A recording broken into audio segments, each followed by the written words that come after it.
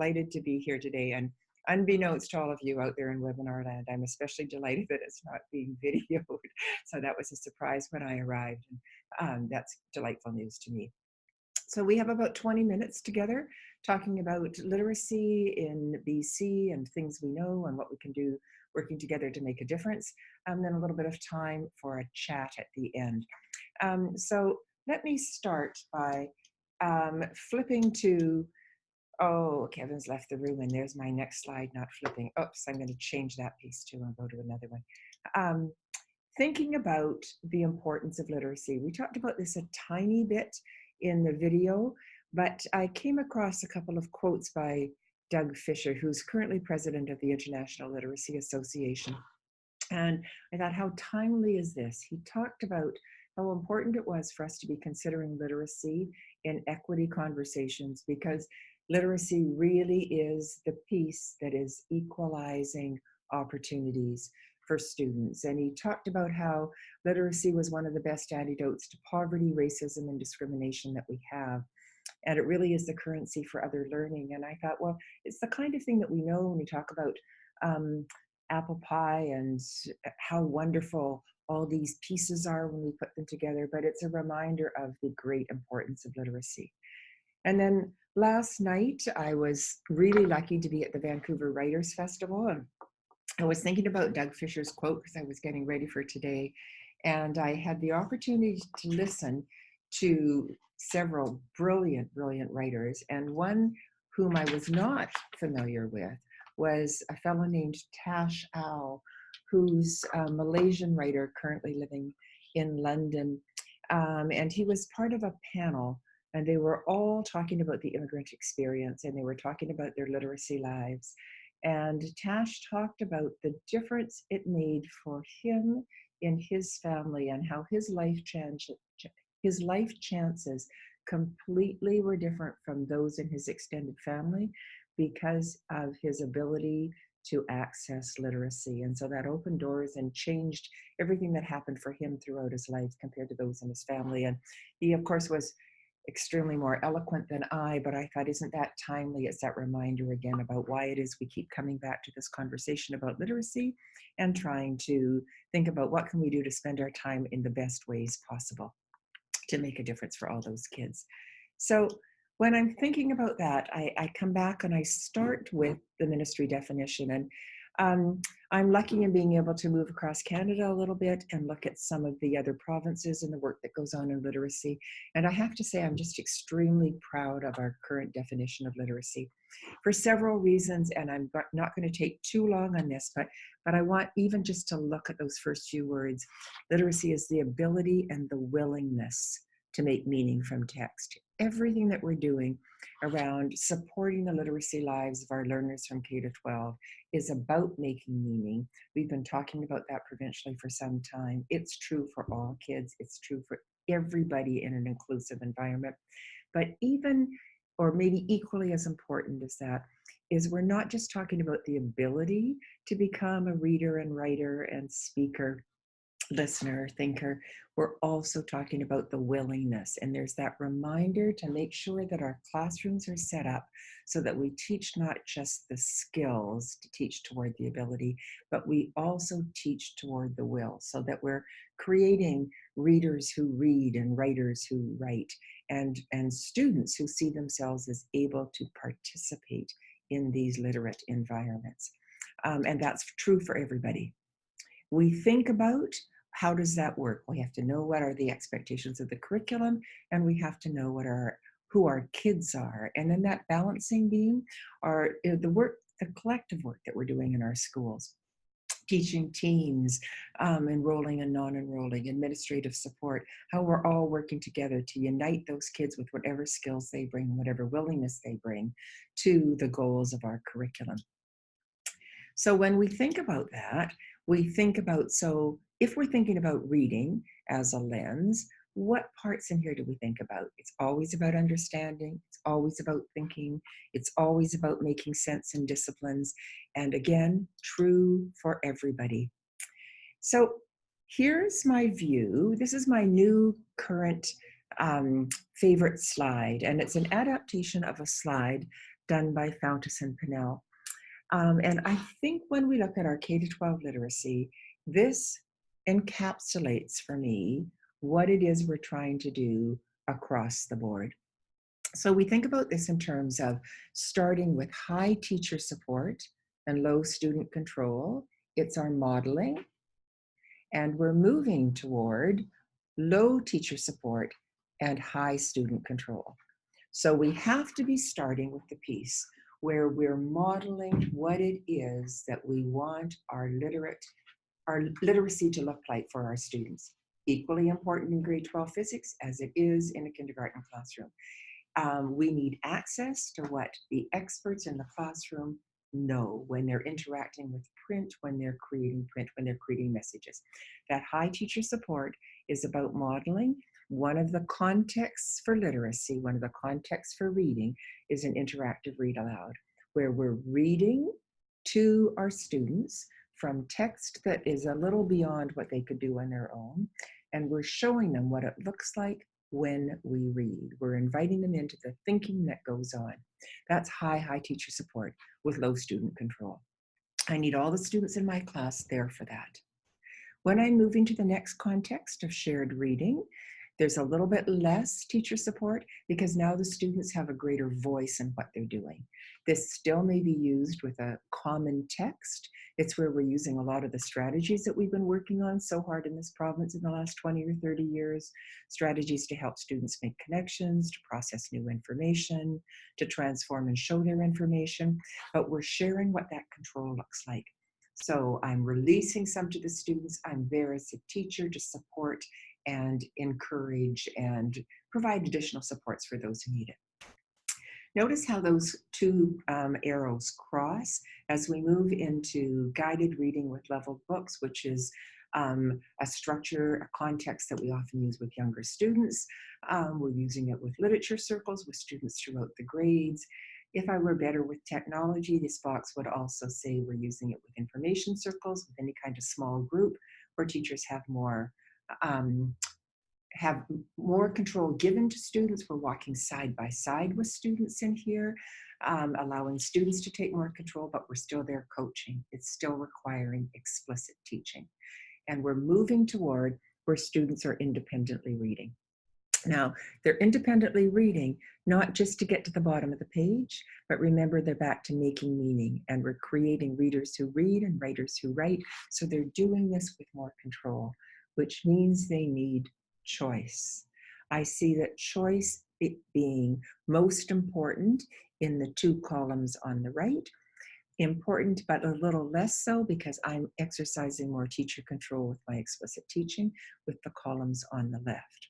Now, you can think about what that looks like. We can go back to a senior secondary class.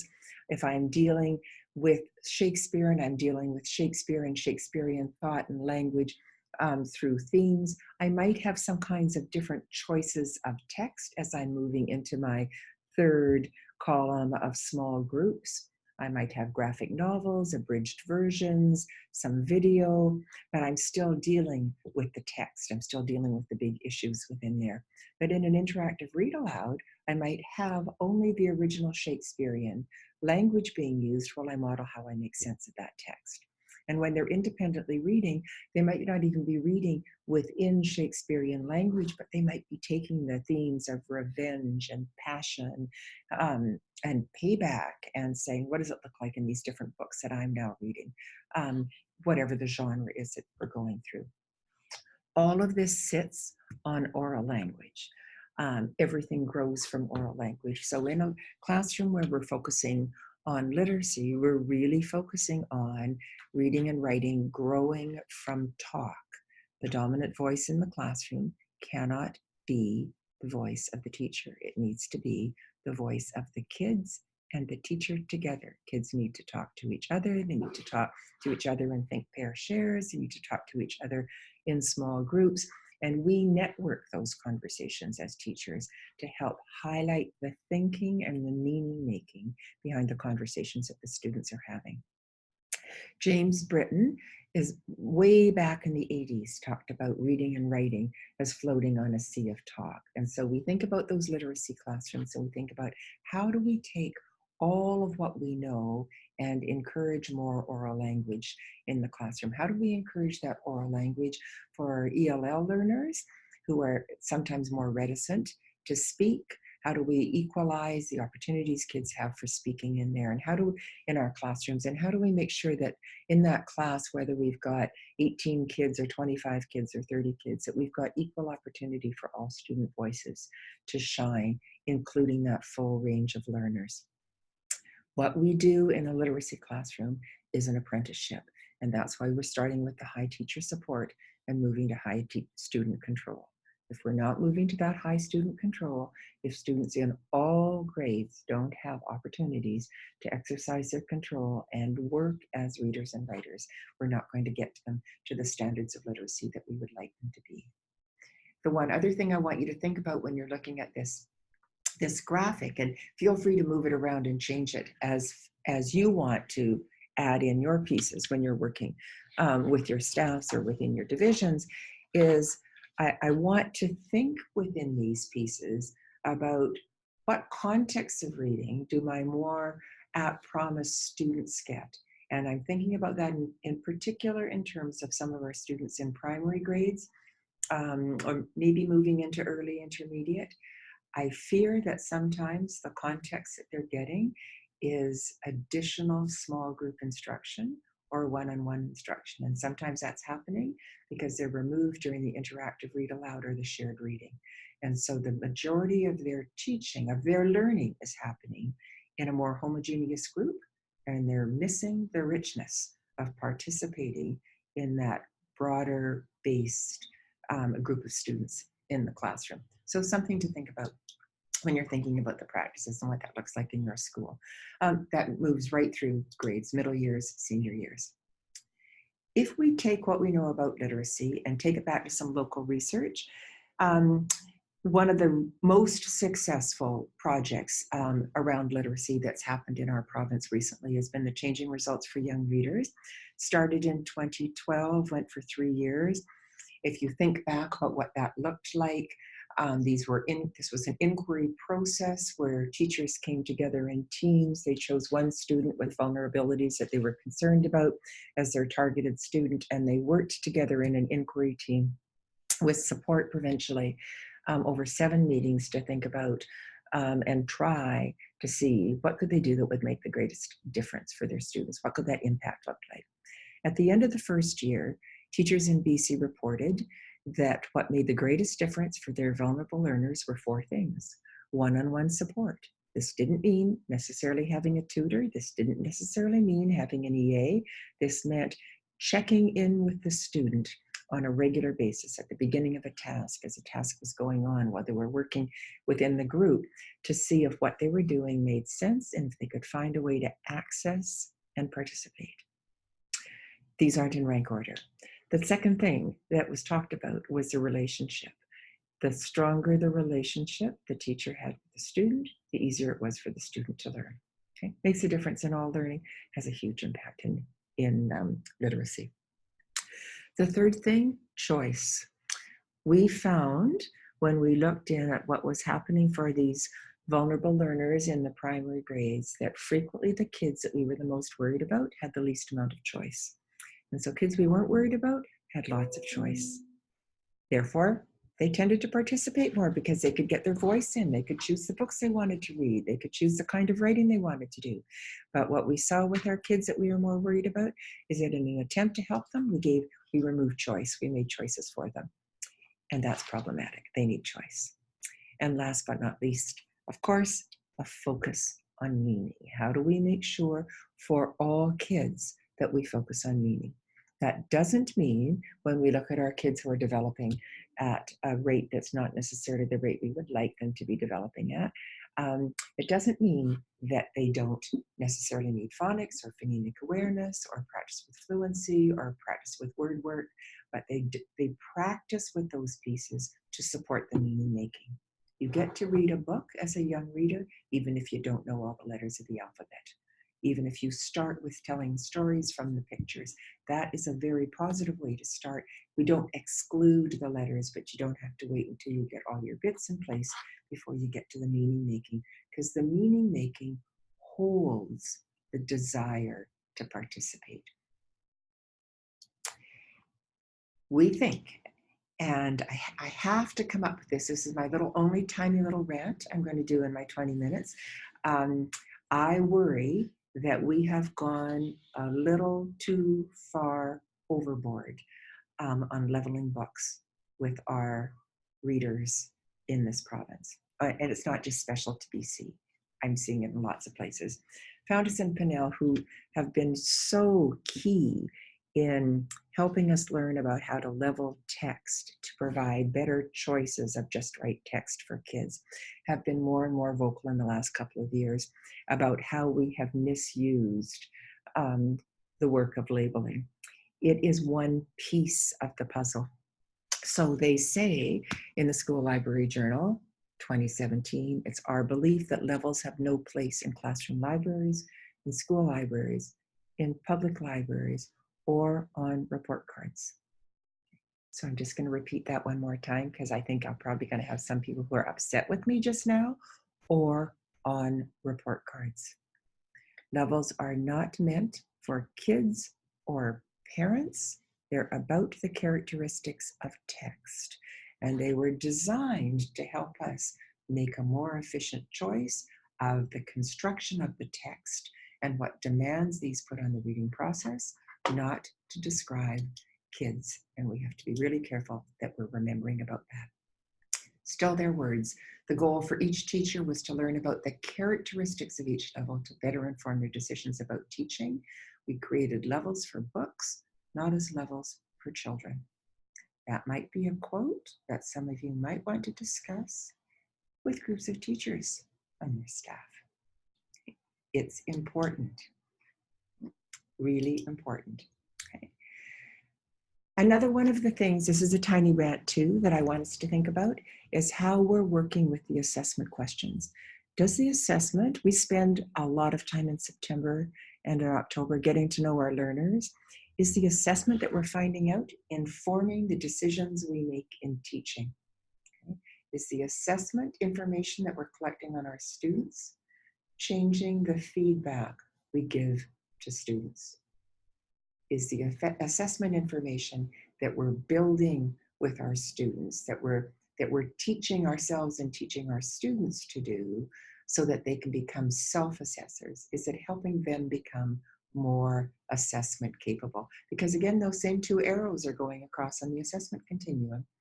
I'm starting with a lot of control and co-creating criteria for what it is I want the learning to look like, but it needs to move so that the students are owning that piece as they come through.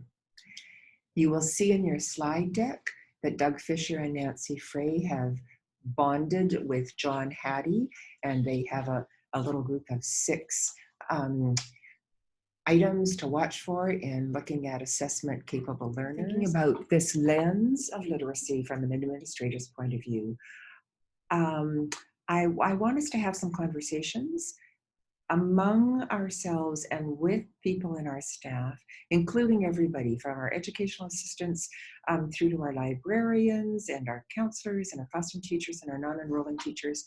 What do you expect to see and hear in a high quality literacy classroom?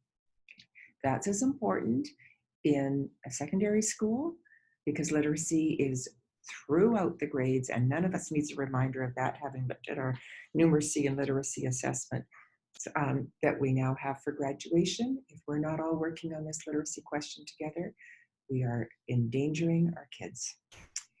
In a high quality literacy classroom, what would the students be doing?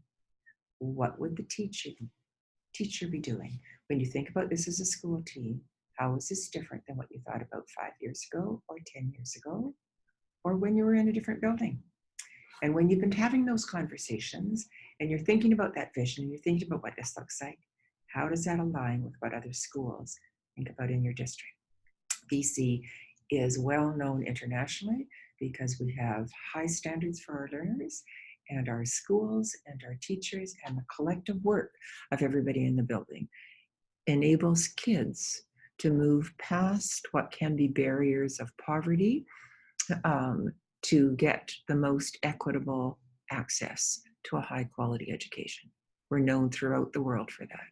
It's because of the work that we're doing in our schools, and we have to make sure we maintain the conversations necessary to make sure that the practices we're doing are still giving all of our kids the best chance at access to a high quality literacy education.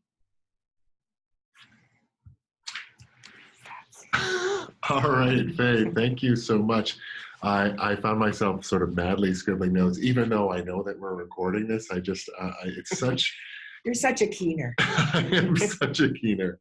And so I'm going to just check our question box, to see if there's questions out there. But I do have a question for you, Faye. So Okay. I'm curious, and I thank you, first off, for, and maybe we can dig a little deeper on what a rich literacy classroom looks like. And so from my background, I was an elementary principal, but I never worked a day as an elementary school teacher. And so I always, to a degree in those early days, found myself wondering, well, what are the things that I should be looking for that tell me that literacy is a priority in that classroom? Yeah. Okay, so I'm going to flip back, Kevin, to that, if I can, to that slide that I said was my new favorite slide. Okay, I think I can do it over here, because this is what I would say I'm looking for across a span of time.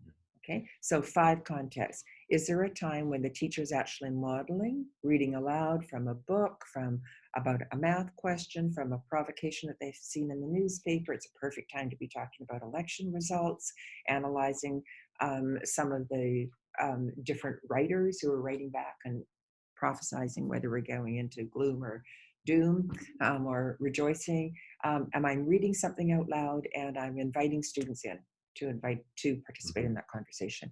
I'm also looking for a time, so that's one of the contexts for reading. I'm also looking for that time that says, what does it look like when the teacher's directing a lesson and everybody's involved? There's no escape clause here. We're all in here together. I'm doing some of the reading. They might be doing some of the reading, but they're interacting, they're writing, they're drawing, they're creating in response to the piece that I'm doing. What does it look like? Do I see context in the classroom when I come by? When students aren't just working in a whole group, because I don't want them in the whole group the whole time. When they're working in smaller groups and they have some choice in the text they're using, they're talking to one another, they have more control of what they're doing.